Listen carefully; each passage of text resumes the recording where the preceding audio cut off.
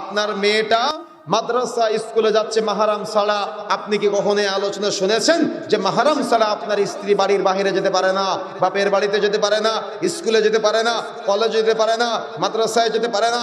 আপনার মেয়েটা ঢাকা ইউনিভার্সিটিতে পড়াশোনা করে, আপনি সকালে বাড়ি থেকে ছেড়ে দিলেন, সে একা একা চলে যাচ্ছে ইউনিভার্সিটিতে।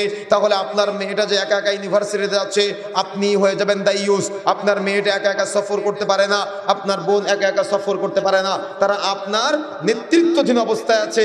যদি আপনি এটা নিয়ন্ত্রণ করতে না পারেন, তাহলে জান্নাত হারাম হয়ে যাবে।